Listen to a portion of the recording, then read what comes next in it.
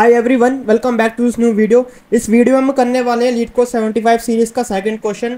ठीक है, पहला वाला क्वेश्चन जो कि मर्ज स्ट्रिंग अल्टरनेटिव था वो हमने कर लिया था। तो सेकंड क्वेश्चन है यहाँ पे greatest common divisors of string, इसको देखते हैं। सो क्वेश्चन है यहाँ पर 1071 greatest common divisor of strings. ठीक है, और क्वेश्चन यहाँ पे इजी लेवल का ही है ये। क्वेश्चन में ये कह रहा है कि given two strings S and T we say that कि टी जो है एस को डिवाइड कर रहा है इफ एंड ओनली इफ अगर एस को मैं रिप्रेजेंट कर सकूं to some concatenations of a series of T. ठीक है, that is T is concatenated with itself one और मोर टाइम्स। ठीक है, और फिर वो कह रहा है कि given two strings S T R one and S T R two return the largest string S X such that X divides both S T R one and S T R two, यानी string one और string two को जो है completely divide कर दे।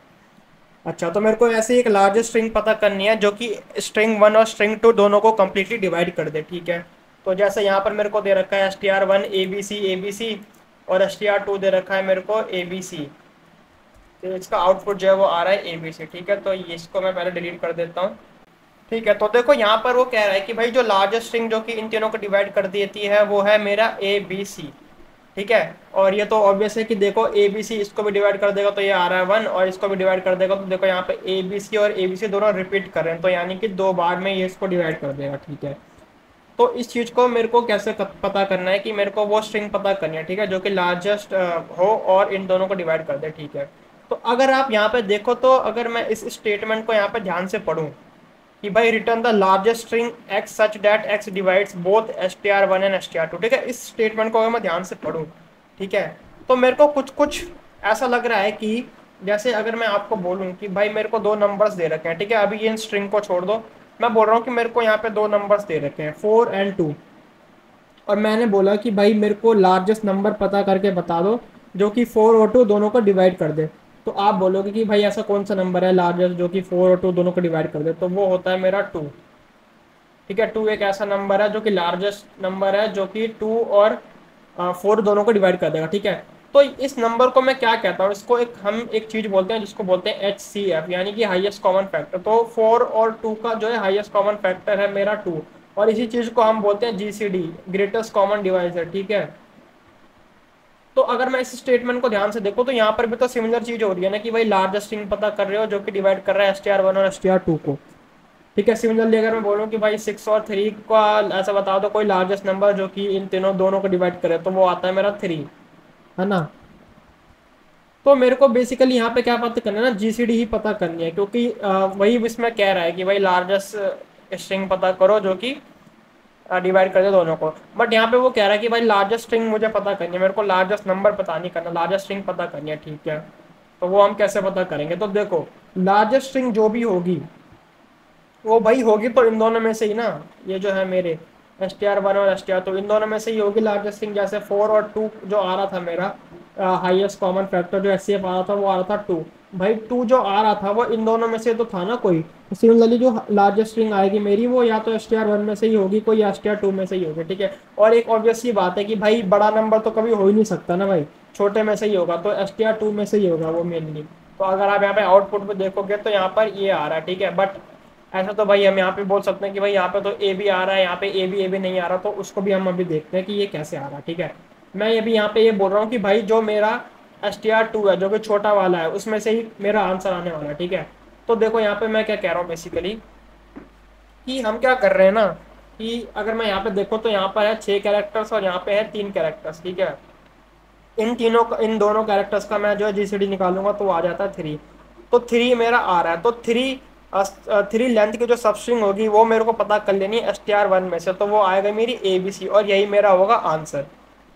ठीक है, क्योंकि यही मेरी लार्जेस्ट स्ट्रिंग होगी जो कि इन दोनों को डिवाइड करेगी, और ये क्यों डिवाइड कर रही है, क्योंकि कॉन्सेप्ट लग रहा है यहाँ पे जीसीडी का जो कि मैंने अभी आपको बताया। ठीक है, तो यानी कि मैं क्या कह रहा हूँ कि आप बस क्या करो कि जो भी आपकी एस टी आर वन और एस टी आर टू है उनका जो भी साइज आ रहा है उनका जेसीडी निकाल दो, और एस टी आर वन में से उतनी सबस्ट्रिंग उतनी लेंथ की सबस्ट्रिंग आप रिटर्न कर दो। बट यहाँ पे एक कंडीशन लगेगी, और वो कंडीशन क्या होगी, कंडीशन ये होगी ना कि भाई अगर मैं एस टी आर वन में S T R two add करूँ तो वो इज इक्वल टू होना चाहिए कि एस टी आर टू में मैंने जब S T R one add किया हो। ठीक है, यानी मैं ये कह रहा हूँ कि भाई जो मेरा ये एस टी आर वन है, देखो एस टी आर वन मेरा क्या है ए बी सी और ए बी सी। ठीक है, इसमें जब मैं ऐड करूंगा str2 जो कि है ए बी सी, तो ये इक्वल्स टू होना चाहिए किसके, जब मैं str2 में अपना ऐड करूं A B C plus A B C और ए बी सी।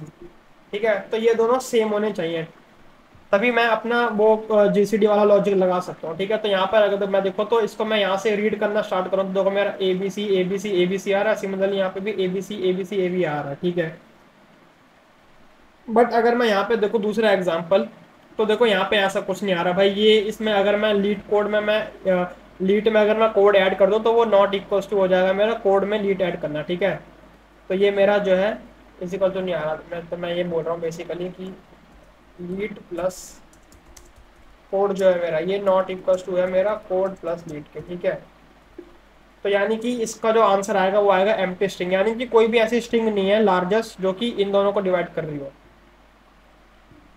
ठीक है, तो इसको हम करते हैं स्टार्ट। तो सबसे पहले मेरे को यहाँ पे पता करना है एक आंसर स्ट्रिंग, तो मैं यहाँ पे एक आंसर बना लेता हूँ। और कंडीशन मैंने क्या बताई थी सबसे पहले कि भाई जो मेरा str1 है उसका साइज, या इसको आप ऐसे बोल सकते हो, साइज बाद में देखेंगे। मैं ये बोल रहा हूँ कि इन दोनों का कॉन्केटिनेशन str1 और str2 का जो कॉन्केटिनेशन है वो इज इक्वल टू आना चाहिए str2 प्लस str1 के। ठीक है, अगर ऐसा आ रहा है तो जो मेरा आंसर होगा वो क्या होगा, str1 में से जो सबस्ट्रिंग मेरे को पता करनी है। ठीक है, और वो मैं कैसे पता करूंगा, उस सबस्ट्रिंग की लेंथ क्या होगी जो कि जेसीडी आ रहा होगा, तो str डॉट सब str। ठीक है, जीरो जीरो में क्यों लिख रहा हूँ, क्योंकि जीरो से स्टार्ट होगी। ठीक है, यानी कि देखो इन इन दोनों का जो जीसीडी आ रहा था वो आ रहा था 3, तो यानी कि जीरो से लेके 3 कैरेक्टर्स आगे बढ़ जाओ, यानी कि ए बी सी। ठीक है, तो 0 कोमा जीसीडी मेरे को पता करना है यहाँ पर किसका, str1 डॉट साइज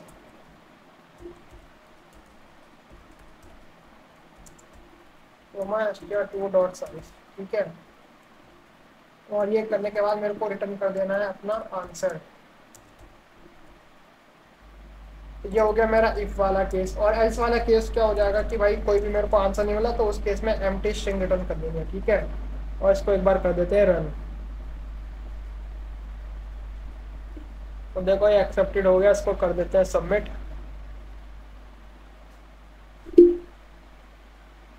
ठीक है, तो ये सबमिट भी हो गया। उसकी टाइम कॉम्प्लेक्सिटी आएगी वो क्या आएगी कि टाइम कॉम्प्लेक्सिटी इसकी आएगी कि मैं जेसीडी पता कर रहा हूँ ना, तो देखो जेसीडी में कैसे पता कर रहा हूँ, जेसीडी के लिए बेसिकली इसकी जो टाइम कॉम्प्लेक्सिटी जो आएगी वो आएगी इसी जेसीडी की वजह से। तो उसकी जो टाइम कॉम्प्लेक्सिटी होती है वो होती है कि इन दोनों की जो लेंथ है उनका सम। ठीक है, यानी कि O of n plus m। तो अगर मैं ये मान रहा हूँ कि भाई मेरी जो स्ट्रिंग 1 है उसकी लेंथ है n और जो मेरी स्ट्रिंग 2 है उसकी लेंथ है m, तो इसकी टाइम कॉम्प्लेक्सिटी आ जाएगी O of n plus m। ठीक है, और अगर मैं यहाँ पे जाकर देखो एनालाइज टाइम कॉम्प्लेक्सिटी में, उसको मैंने यूज़ कर लिया। ठीक है, आप यहाँ पे जाके देखोगे तो वो भी यही आएगी कि O of n plus m। सो आज की इस वीडियो में बस इतना ही। वीडियो अच्छी लगी तो वीडियो को लाइक कर देना एंड चैनल को सब्सक्राइब कर देना। Thank you.